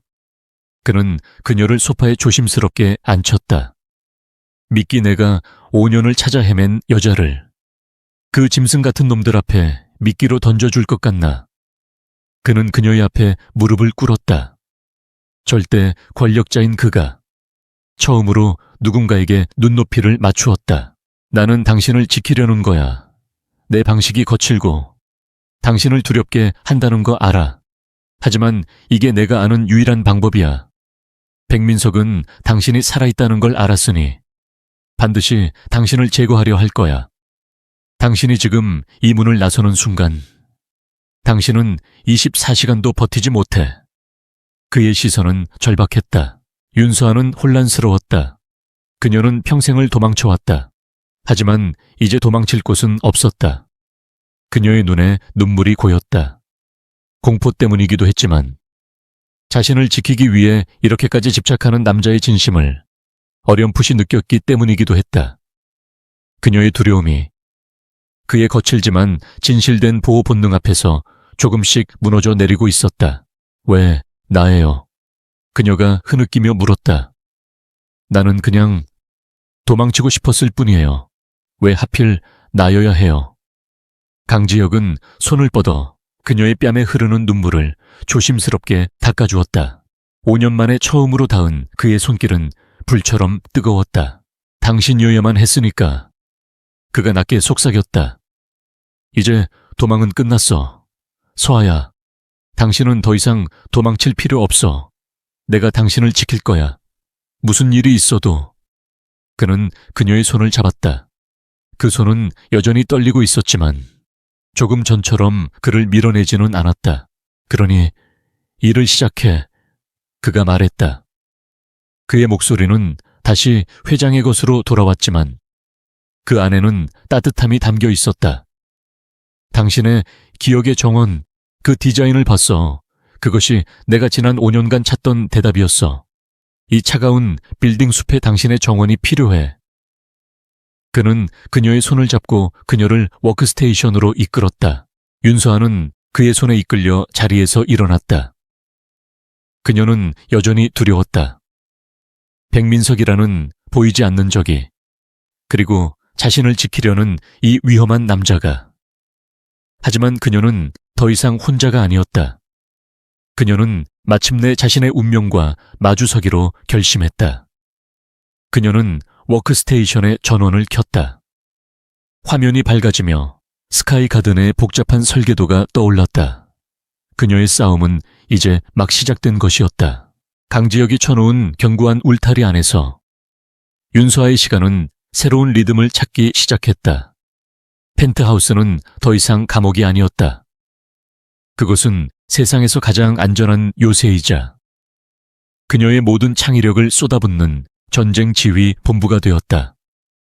강지혁이 그녀의 정체를 알고 적의 존재를 명확히 인정한 순간 그녀의 막연한 공포는 뚜렷한 목표의식으로 변했다. 그녀는 더 이상 도망치지 않았다. 대신 싸우기로 결심했다. 그녀가 선택한 무기는 스카이 가든 그 자체였다. 그녀는 지난 5년간 억눌러왔던 모든 열정과 재능을 설계도 위에 쏟아부었다. 그것은 단순한 정원이 아니었다. 5년 전 그 밤의 공포와 자신을 구해준 이름 모를 남자에 대한 기억, 그리고 살아남아야 한다는 절박함을 담아낸 그녀의 응축된 서사였다. 그녀는 밤낮을 가리지 않고 일에 몰두했다. 강지혁은 그녀의 변화를 묵묵히 지켜보았다. 그는 더 이상 그녀를 강압적으로 통제하려 하지 않았다. 대신 그는 보이지 않는 곳에서 그녀의 세계를 완벽하게 구축했다. 최고급 식자재로 만든 식사가 정확한 시간에 배달되었고 그녀가 필요하다고 중얼거린 희귀한 식물 표본이나 건축 자재 샘플이 다음 날이면 어김없이 펜트하우스 입구에 도착해 있었다. 그는 결코 그녀의 작업 공간에 함부로 들어오지 않았다. 그는 인터컴을 통해 필요한 것을 물었고 그녀가 식사를 거르면 낮은 목소리로 일을 계속하고 싶다면 먹어야 할 거다 라고 경고했다. 그들의 관계는 기묘했다. 보호자와 피보호자였지만 동시에 같은 적을 가진 동지처럼 보이지 않는 신뢰를 쌓아가고 있었다. 설계가 80% 정도 완성되었을 무렵 윤서아는 중대한 결정을 내려야 했다. 그녀는 실제 현장, 즉 70층의 야외 시공 현장을 직접 확인해야 했다. 설계도상의 빛의 각도와 실제 바람의 흐름, 그리고 콘크리트 구조물의 질감을 직접 느껴야만 했다. 그녀는 고 실장을 통해 강지혁에게 현장 방문을 요청했다. 펜트하우스 내의 강지혁의 집무실. 고 실장의 보고를 받은 강지혁의 얼굴이 순간적으로 굳어졌다. 그의 첫 번째 본능은 안 된다는 거절이었다. 그녀를 펜트하우스 밖으로, 그 완벽한 통제구역 밖으로 내보내는 것은 스스로 호랑이 굴에 먹이를 던져주는 것과 같았다. 백민석이 그 순간을 놓칠 리 없었다. 하지만 그는 모니터를 통해 밤새도록 일에 몰두하는 그녀의 모습을 보았다. 그녀의 눈은 5년 전 그날 밤처럼, 아니, 그보다 더 강렬하게 타오르고 있었다. 그녀는 지금 자신의 일에 모든 것을 걸고 있었다. 강지혁은 깨달았다. 그가 그녀를 진정으로 공주처럼 아낀다면 그녀의 날개를 꺾어 새장에 가두는 것이 아니라 그녀가 날아오를 수 있도록 하늘을 지켜주어야 한다는 것을 알겠다. 강지혁이 마침내 입을 열었다. 그의 목소리는 그 어느 때보다 무거웠다. 현장 방문을 승인한다. 고 실장, 레벨와 비상경호태세를 발령해 70층 공사 현장의 모든 인원을 즉각 철수시켜 우리 측 보안 요원 외에는 개미 한 마리도 접근시키지 마. 모든 CCTV 각도를 확보하고 저격 지점까지 확인하도록. 다음 날 오후 70층 공사 현장은 그야말로 철옹성이 되어 있었다. 평소라면 수백 명의 인부들로 붐볐을 공간은 기묘할 정도로 텅 비어 있었고 검은 정장을 입은 JS그룹의 정계 경호 요원들이 5m 간격으로 배치되어 사방을 경계했다. 윤서아는 안전모와 두꺼운 방호복을 입고 고 실장을 비롯한 6명의 경호원에게 둘러싸여 펜트하우스 전용 엘리베이터에서 내렸다. 한편 68층 백민석의 집무실. 김 실장이 다급한 표정으로 보고했다. 전무님, 드디어 움직였습니다. 윤서아가 70층 현장으로 이동했습니다. 강지혁이 층 전체를 비웠지만 기회입니다. 백민석의 입게 차가운 미소가 번졌다. 그는 이 순간을 기다려왔다. 그는 강지혁이 그녀를 끔찍이 아낀다는 것을 알았지만 그녀가 영원히 그 방에 숨어 지낼 수는 없으리라는 것도 알았다. 강지혁이 멍청한 짓을 했군. 백민석이 중얼거렸다. 아무리 경호원들로 벽을 세워도 사고까지 막을 순 없지. 그는 이미 오래전에 70층의 타워 크레인 기사 중 한 명을 자신의 사람으로 심어두었다. 그는 김 실장에게 고개를 끄덕였다. 신호를 보내게 그림자들에게는 대기하라고 전해. 오늘 우리가 할 일은 암살이 아니야. 경고일세. 아주 강력한 경고. 윤서아는 텅 빈 공사 현장 한가운데 섰다. 머리 위로는 거대한 타워 크레인이 멈춰 서 있었고 사방에는 철골 구조물과 건축 자재들이 쌓여 있었다. 바람소리가 유난히 거칠게 귓가를 스쳤다. 그녀는 경호원들의 삼엄한 경계 속에서도 일에 집중하려 애썼다. 그녀는 설계 도면을 펼쳐들고 빛이 들어오는 각도를 확인하기 위해 남쪽 구역으로 걸어갔다. 바로 그곳이었다. 그녀가 서 있는 위치는 크레인에 매달린 거대한 강철 빔 자재 더미의 바로 아래였다. 고 실장이 불안한 듯 하늘을 올려다보며 말했다. 윤서아 씨, 이쪽은 위험합니다. 안쪽으로 이동하시는 게. 윤서아가 고개를 끄덕이며 막 한 걸음을 떼려는 순간이었다. 아무런 예고도 없었다. 수십 미터 상공의 크레인에서 팅 가셋 하는 날카로운 금속 파열음이 울려 퍼졌다. 그리고 그와 동시에 수십 톤에 달하는 강철 빔 꾸러미를 지탱하고 있던 와이어가 끊어졌다. 거대한 쇠부티 더미가 중력의 법칙에 따라 정확히 윤서아가 서 있던 지점을 향해 자유 낙하하기 시작했다. 시간이 멈춘 듯 했다. 윤서아는 거대한 그림자가 자신을 덮치는 것을 보며 얼어붙었다. 비명을 지를 틈도 없었다. 위험해. 고 실장이 절규하며 몸을 날렸다. 그는 자신의 모든 체중을 실어 윤서아를 밀쳐냈다. 두 사람의 몸이 거친 콘크리트 바닥 위로 나뒹굴었다. 바로 다음 순간 콰양 하는 지축을 울리는 굉음이 70층 전체를 뒤흔들었다. 강철 빔더미가 윤서아가 불과 1초 전까지 서 있던 자리에 떨어지며 콘크리트 바닥을 박살냈다. 거대한 파편들이 사방으로 튀었고 현장은 순식간에 자욱한 먼지 구름에 휩싸였다. 경호원들은 즉시 윤서아와 고 실장을 에워싸고 방어 자세를 취했다. 회장님, 코드레드 자산 피격 반복한다. 코드레드, 고 실장이 이어피스에 대고 외쳤다. 윤서아는 귀가 먹먹한 채로 바닥에 엎드려 있었다. 그녀의 팔은 콘크리트 파편에 긁혀 피가 흐르고 있었다. 하지만 그것보다 더 끔찍한 것은 자신이 방금 죽을 뻔했다는 명백한 사실이었다. 같은 시각 펜트하우스 집무실, 굉음과 동시에 고 실장의 다급한 보고를 들은 강지혁의 피가 거꾸로 솟았다.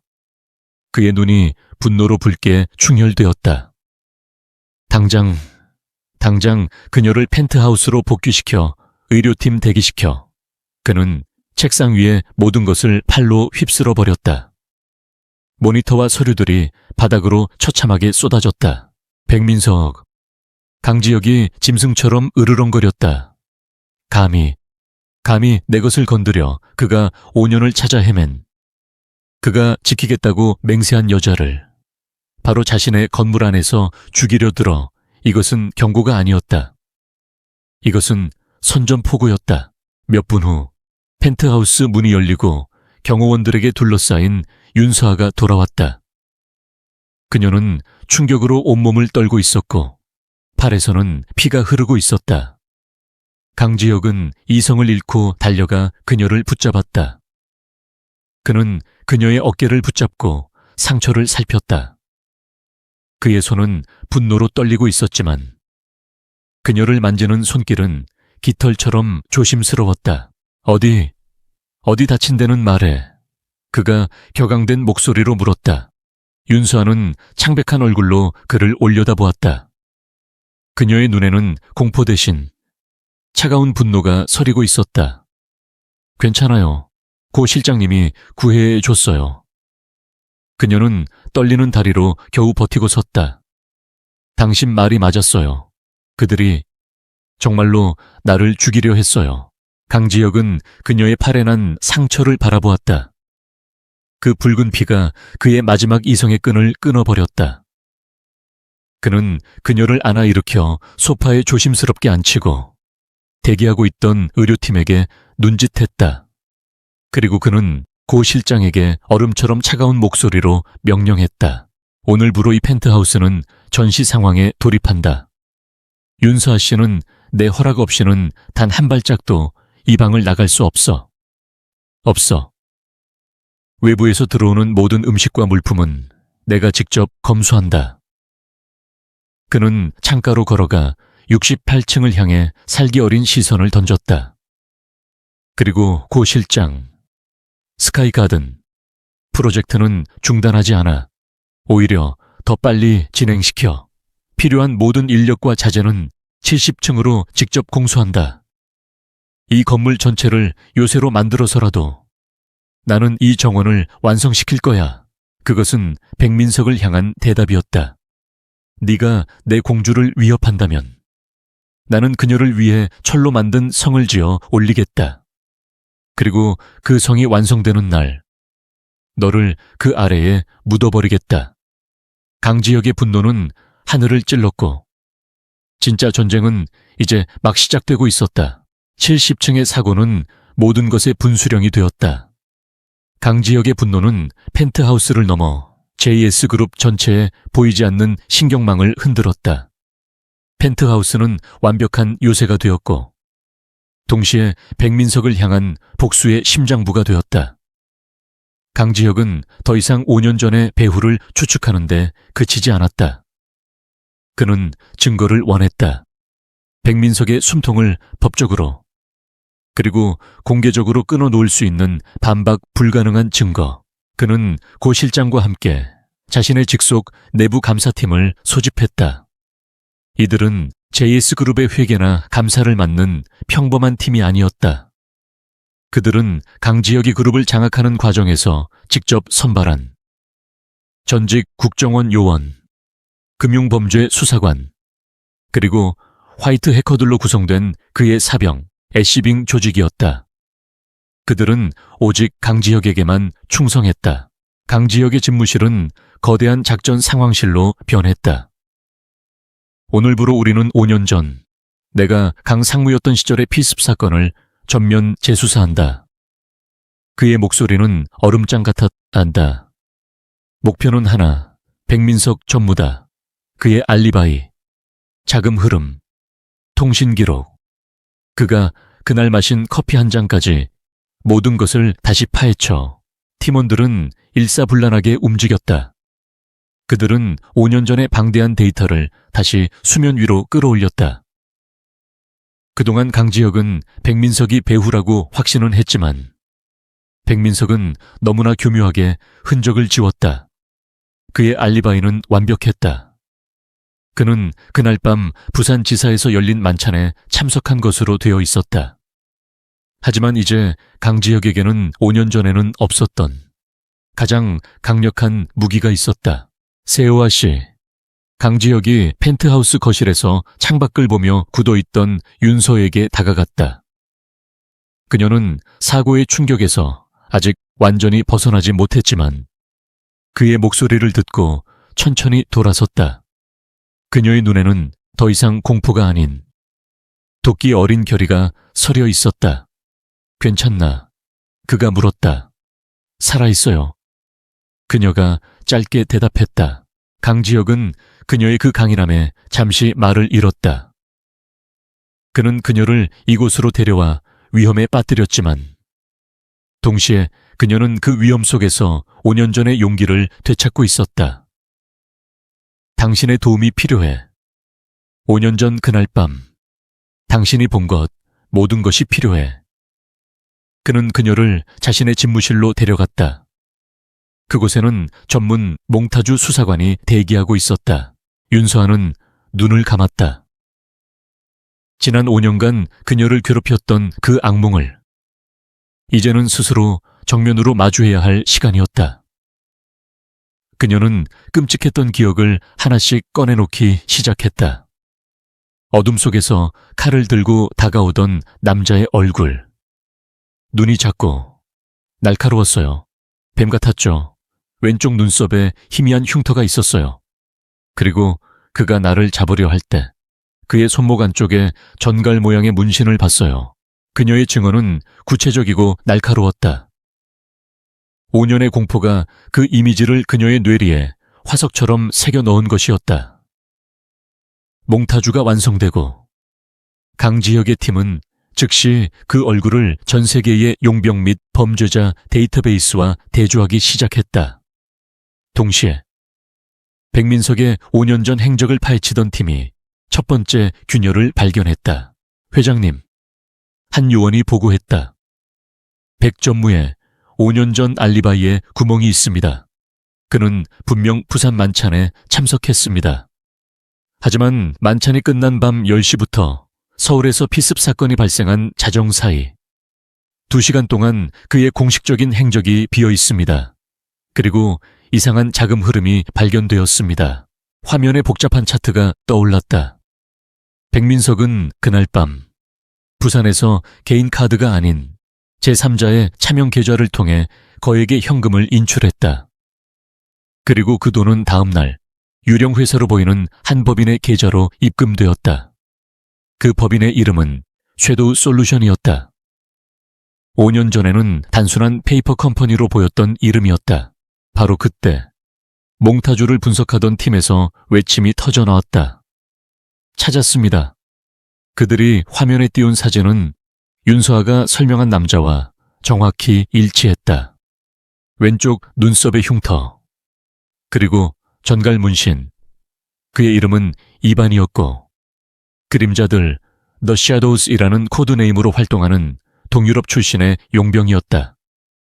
그리고 그가 소속된 용병 회사의 등록명이 바로 섀도우 솔루션이었다. 모든 조각이 맞춰졌다.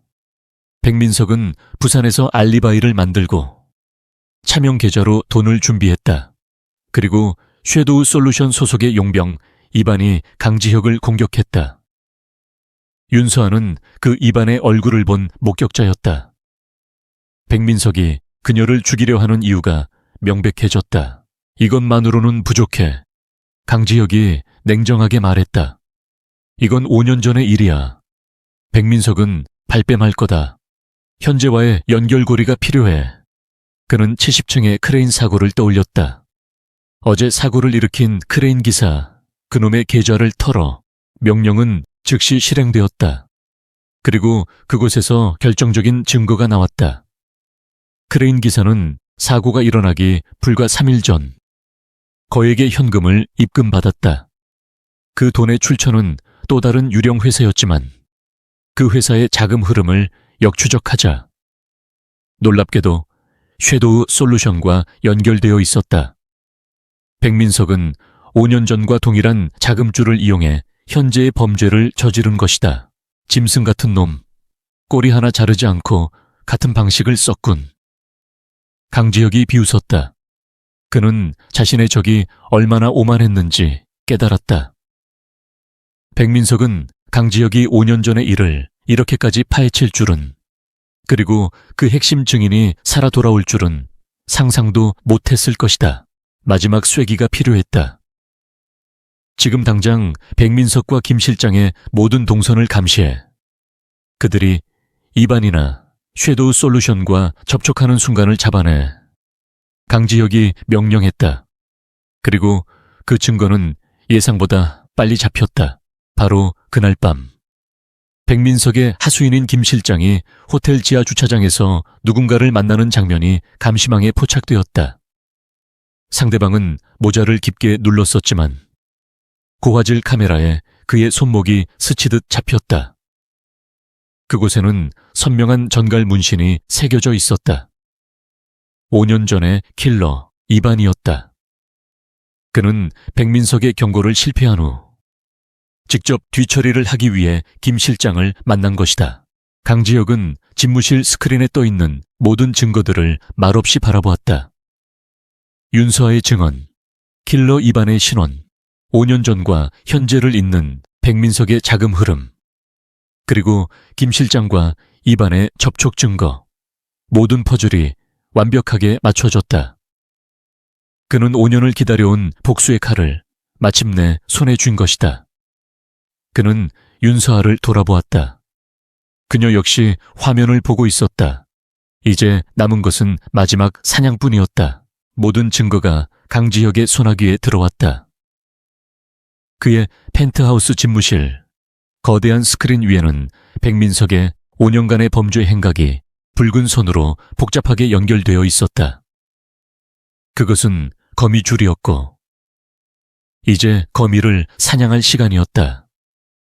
강지혁은 승리를 확신했지만 그는 서두르지 않았다. 그는 백민석을 법의 심판대에 세우는 것만으로는 만족할 수 없었다. 그는 5년 전 자신과 윤서아가 겪었던 그 지옥을 백민석에게 그대로 돌려주고 싶었다. 그는 백민석이 마지막 발악을 할 것이라는 것을 알았다. 궁지에 몰린 쥐는 고양이를 물기 마련이다. 그리고 백민석이 물 수 있는 유일한 존재는 윤서아였다. 강지혁은 이 마지막 카드를 자신이 직접 조종하기로 결심했다. 그는 윤서아를 위험에 빠뜨리는 것이 아니었다. 그는 백민석을 완벽한 함정 속으로 유인하는 것이었다. 강지혁은 고 실장을 통해 스카이 가든에 사용될 희귀 식물이 밀수 문제로 항구에 묶여 있으며 프로젝트 책임자인 윤서아의 직접 확인이 필요하다는 정보를 의도적으로 유출시켰다. 물론 이 정보는 백민석의 귀에 들어가도록 치밀하게 설계된 거짓이었다. 동시에 윤서아의 이동 동선과 경호 계획이 담긴 기밀 문서를 백민석의 스파이가 쉽게 빼낼 수 있도록 허술하게 관리했다. 윤서아는 이 모든 계획을 강지혁에게 직접 전해 들었다. 그녀의 얼굴은 창백했지만 두려움에 떨고 있지는 않았다. 내가 미끼가 되겠다는 뜻이군요. 그녀의 목소리는 낮고 단단했다. 강지혁은 그녀의 손을 잡았다. 미끼가 아니야, 사냥꾼이지. 당신은 그 짐승을 굴 밖으로 끌어낼 유일한 사람이야. 그리고 나는 단 1초도 당신에게서 눈을 떼지 않을 거야. 작전 당일, 윤서아는 펜트하우스를 나섰다. 평소보다 경호 인력이 2배로 늘었지만 그들의 배치는 백민석이 예상하는 방식대로 이루어졌다. 그녀가 탑승한 방탄 차량은 JS 타워를 빠져나와 인천항으로 향했다. 강지혁은 펜트하우스 상황실에서 수십 개의 CCTV 화면과 드론 영상, 그리고 윤서아의 옷깃에 부착된 초소형 카메라를 통해 모든 것을 실시간으로 지켜보고 있었다. 그의 사병 조직은 이미 항구 주변에 그림자처럼 포진해 있었다. 예상대로 차량 행렬이 인적이 드문 항구 외곽 도로에 진입했을 때 일이 벌어졌다. 거대한 덤프트럭이 도로를 가로막았고 양쪽에서 검은색 밴 차량이 튀어나와 경호 차량을 포위했다. 그림자들의 소행이었다. 그들은 5년 전보다 훨씬 더 조직적이고 거칠었다. 총격전이 벌어졌다. 강지혁의 경호팀은 적절하게 저항하다가 치밀하게 계산된 수순에 따라 무력화되었다. 이것은 모두 강지혁의 시나리오였다. 마지막 방탄 차량의 문이 폭약으로 강제 개방되고 5년 전 바로 그놈 이반이 모습을 드러냈다. 그는 윤서아의 얼굴을 보고 비릿하게 웃었다. 오래 숨어 지냈군. 작은 쥐새끼. 그는 윤서아의 팔을 거칠게 잡아 끌어 자신의 벤 차량에 밀어 넣었다. 차량은 즉시 현장을 이탈했다. 강지혁은 모니터 화면 속에서 거칠게 다뤄지는 윤서아의 모습을 보며 눈을 감았다. 그의 손등에 핏줄이 터질 듯 솟아올랐다. 이 모든 것이 계획의 일부였지만 그녀가 겪는 공포는 실제였다. 추적. 그가 얼음처럼 차가운 목소리로 명령했다. 백민석은 이 모든 상황을 인천항 근처의 한 버려진 냉동 창고에서 지켜보고 있었다. 그는 자신의 승리를 의심치 않았다. 윤서아를 인질로 잡았으니 이제 강지혁을 이곳으로 불러내 2 사람을 한꺼번에 처리할 수 있었다. 그는 강지혁이 윤서아에게 얼마나 집착하는지 잘 알고 있었다. 그는 분명히 혼자 올 것이다. 그 오만한 바보 녀석. 몇 시간 후 윤서아가 창고 안으로 끌려왔다. 그녀는 의자에 묶였다. 백민석이 그녀 앞에 다가와 턱을 치켜 세웠다. 내가 감히 강지혁의 여자가 되려고 해 5년 전에 그냥 조용히 사라졌어야지. 그의 얼굴은 승리감과 뒤틀린 질투심으로 일그러져 있었다. 괜찮아. 곧 네가 사랑하는 회장님도 이곳으로 올 테니 2 사람, 저승길은 외롭지 않을 거야. 바로 그때 창고의 거대한 철문이 굉음과 함께 열렸다. 강지혁이 홀로 서 있었다. 그는 슈트 재킷을 벗어던진 채 셔츠 차림이었다. 그는 양손을 들어 보이며 천천히 안으로 걸어 들어왔다. 창고 안에는 이반을 비롯한 10여 명의 중무장한 용병들이 그를 겨누고 있었다. 드디어 왔군, 지혁아.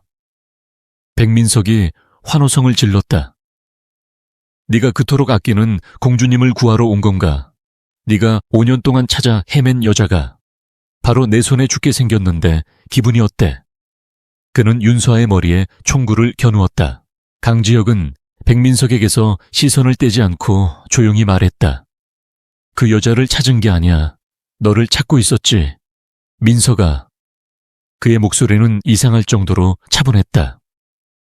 5년 전 네가 실패한 그날부터 나는 네가 다시 기어나올 이 순간만을 기다려왔어.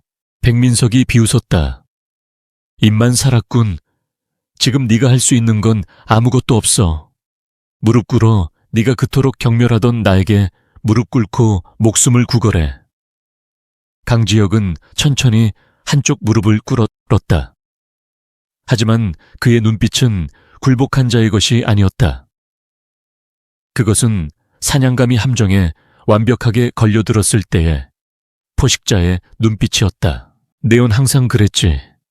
민서가, 강지혁이 낮게 말했다.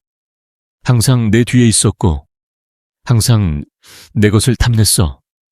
하지만 넌 절대 나를 이길 수 없어. 왜인지 아나. 넌 네가 가진 힘을 과신하지만 난 내가 지켜야 할 것을 정확히 알거든. 강지혁이 윤서아를 바라보았다. 그들의 시선이 허공에서 마주쳤다. 백민석은 강지혁의 그 여유로운 태도에 격분했다. 닥쳐. 지금 당장 내 놈의 머리통을 날려버릴. 그는 이반에게 고갯짓했다. 죽여. 하지만 이반은 움직이지 않았다.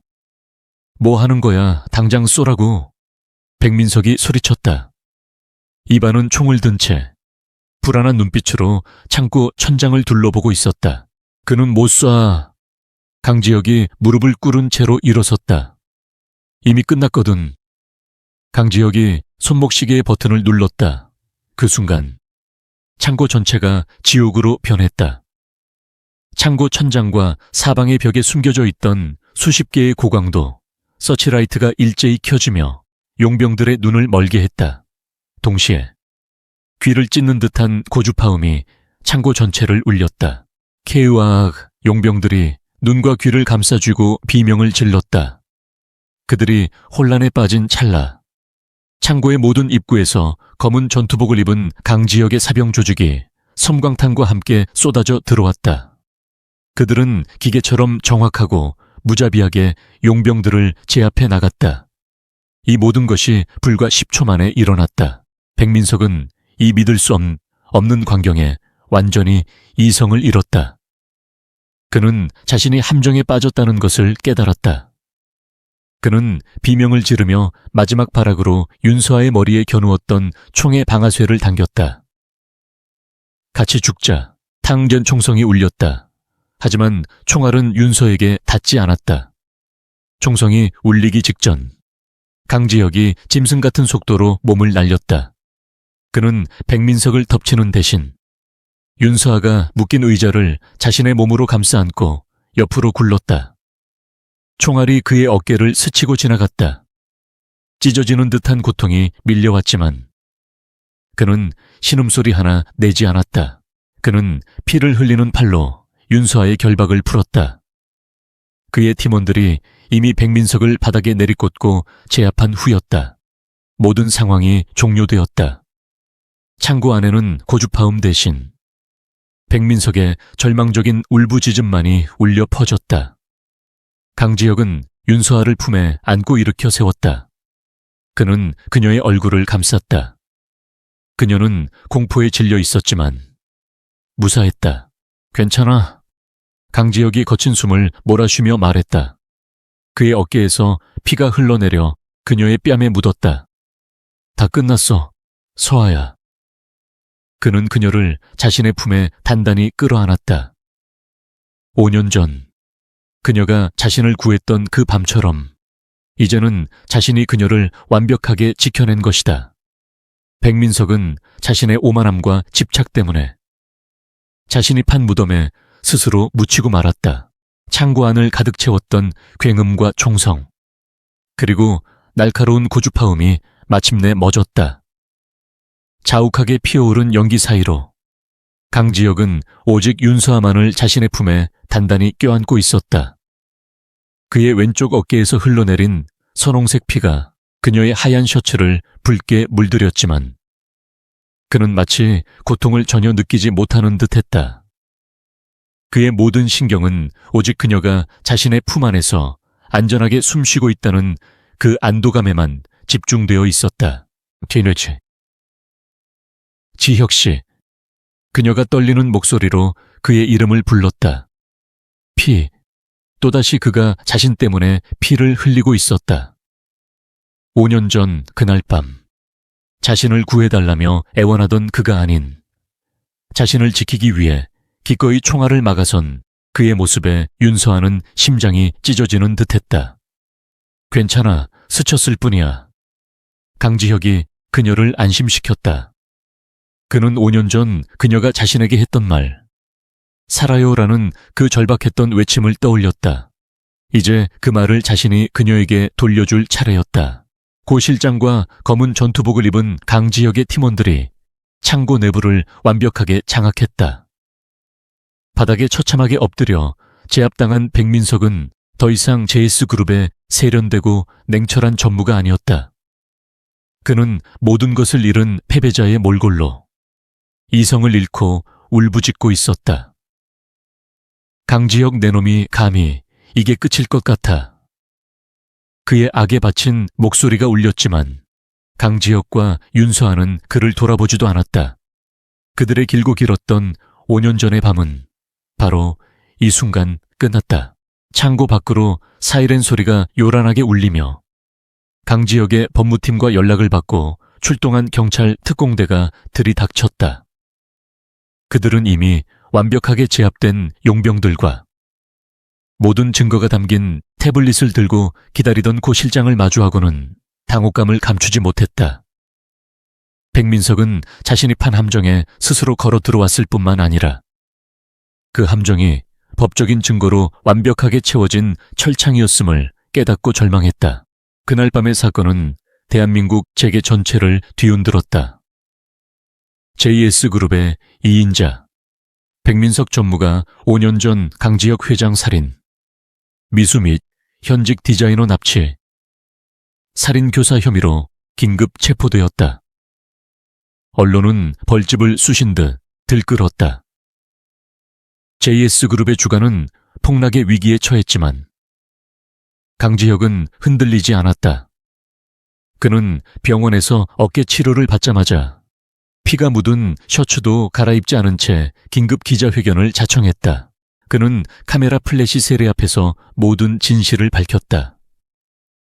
5년 전 자신이 경영권 다툼 속에서 당했던 끔찍한 피습 사건과 그를 목숨 걸고 구해준 용감한 시민 한지수의 이야기, 그리고 그 목격자를 제거하기 위해 5년간 암약해온 백민석의 추악한 범죄 행각을 강지혁이 지난 몇 달간 수집한 완벽한 증거 자료 차명 계좌의 자금 흐름, 이반을 비롯한 용병들의 자백, 그리고 무엇보다도 윤서아의 결정적인 증언 앞에 백민석은 그 어떤 변명도 할 수 없었다.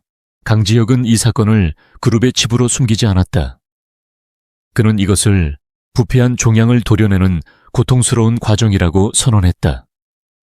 그는 윤서아를 나약한 피해자나 회장의 여자로 그리지 않았다. 그는 그녀를 5년간의 위협 속에서도 진실을 지켜낸 JS그룹의 정의를 바로 세운 영웅이라고 칭했다. 그의 냉철하고 신속하며 오히려 모든 것을 정면 돌파하는 위기 관리는 추락하던 여론을 반전시켰고 주주들의 신뢰를 다시금 결집시켰다.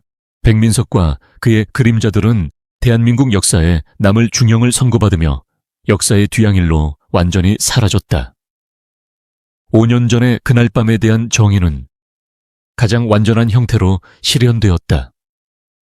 그리고 윤서아는 더 이상 한지수라는 과거에 얽매여 숨어 지내는 도망자가 아니었다.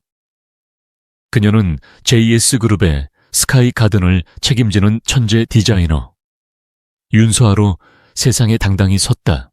그로부터 3개월 후 서울의 하늘이 코발트 블루빛으로 가장 맑게 빛나던 가을 저녁, JS타워 70층 스카이 가든이 마침내 공식적으로 완성되었다. 그곳은 더 이상 철골과 콘크리트가 나뒹굴던 위험한 공사 현장이 아니었다. 윤서아가 설계한 대로 수백 종의 희귀 식물과 빛의 각도를 계산한 유리 구조물, 그리고 도시의 소음을 정화하는 물의 흐름이 어우러져 서울의 정상에 탄생한 기적 같은 기억의 정원이었다. 윤서아는 정원 한가운데에 설치된 작은 연못계에 서서 발 아래의 보석처럼 펼쳐진 서울의 야경을 내려다보고 있었다. 몇 달 전 그녀가 공포에 떨며 갇혀 있던 펜트하우스에서 내려다보던 그 풍경이었지만 지금 그녀의 마음은 그 어느 때보다 평온하고 자유로웠다.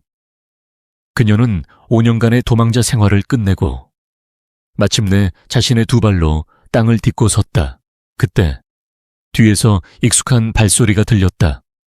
왼쪽 어깨에 옅은 상처 자국만 남긴 채 완벽하게 회복한 강지혁이 그녀에게 다가왔다. 그의 손에는 작은 벨벳 상자가 들려 있었다. 당신의 정원이 내가 지난 5년간 상상했던 그 어떤 안식처보다도 훨씬 더 아름답군. 그가 그녀의 곁에 서서 이 모든 것을 창조해낸 그녀를 경이로운 눈빛으로 바라보며 낮게 말했다. 윤서아는 그를 돌아보며 따뜻하게 미소 지었다. 회장님의 정원이기도 하죠. 당신이 아니었다면 이 정원은, 그리고 저 역시 이 세상에 존재할 수 없었을 테니까요. 그녀의 눈에는 더 이상 5년 전의 공포나 그를 향한 경계심이 남아있지 않았다. 오직 한 남자를 향한 깊은 신뢰와 지워지지 않을 따뜻한 애정만이 담겨 있었다. 강지혁은 그녀의 말에 부드럽게 고개를 저었다. 아니, 이 정원은 5년 전 그 지옥 같던 주차장 바닥에서 이미 당신 안에 존재하고 있었어. 나는 그저 당신이 그것을 세상 밖으로 당당하게 꺼내놓을 수 있도록 당신을 가로막던 어둠을 걷어내 준 것뿐이야. 그는 그녀에게 손에 든 벨벳 상자를 열어보였다. 그 안에는 예상했던 화려한 다이아몬드 반지가 없었다. 상자 안에는 2개의 카드가 나란히 놓여 있었다. 하나는 낡고 모서리가 다른 한지수의 학생증이었다. 강지혁이 그녀의 잃어버린 과거를, 그녀의 정체성을 되찾아준 것이었다. 더 이상 도망칠 필요 없어. 그리고 다른 하나는 JS그룹 스카이가든 총괄 수석 디자이너 윤서아라고 선명하게 적힌 그녀의 새로운 신분증이었다. 당신의 과거와 현재, 그리고 당신이 꿈꾸는 미래, 그 모든 것을 내가 지키겠다고 약속했지.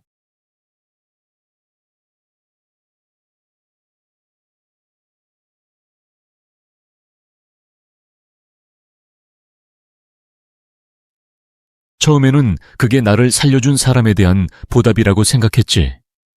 하지만 곧 그것이 지독한 집착이라는 것을 깨달았어. 그 집착이 당신을 두렵게 만들기도 했지. 미안하다. 윤서아가 고개를 저으며 그의 손을 마주 잡았다.